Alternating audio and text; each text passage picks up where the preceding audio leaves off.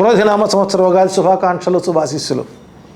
తులారాశి వారి యొక్క గ్రహ గమనాలు ఈ సంవత్సరం చూసినప్పుడు వ్యయస్థానంలో కేతువు, పంచమ స్థానంలో శని, ఆరింట రాహువు, సప్తమ అష్టమ స్థానాల్లో గురువు, సూర్య చంద్రగ్రహణాలు, గురు శుక్ర మౌఢ్యాలు ప్రధాన ఫలితాలని నిర్దేశిస్తున్నాయి.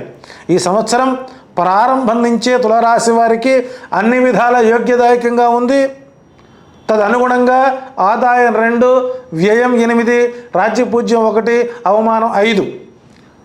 ఈ ఆదాయ వనరులు చూసినప్పుడు వ్యయస్థానంలో స్థిరాస్తిని అభివృద్ధి చేస్తారు, వృత్తి వ్యాపారాల్లో బాగా రాణిస్తారు, వివాహాది శుభకార్యాల్లో గృహాల్లో జరుగుతాయి, విద్య ఉద్యోగాల నిమిత్తం విదేశీ ప్రయాణాలు అనుకూలంగా మారుతున్నాయి.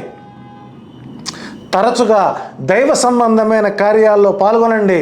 ప్రత్యక్షంగా కానీ పరోక్షంగా కానీ ధన రూపేణ కానీ వస్తు రూపేణ కానీ మీరు ఆ దైవ సేవ చేసినట్టయితే మీకు మంచి ఫలితాలు వస్తాయి.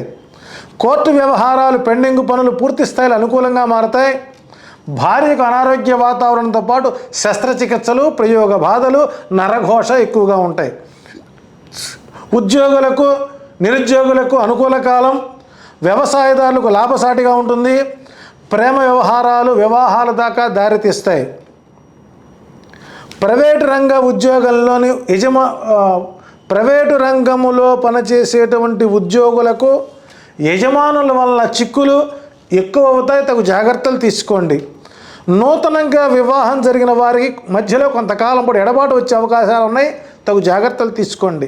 ఈ రాశి వారికి 2, 3, 4, 6 అదృష్ట సంఖ్యలు. మంగళ బుధ శనివారాలు అనుకూలంగా ఉన్నాయి.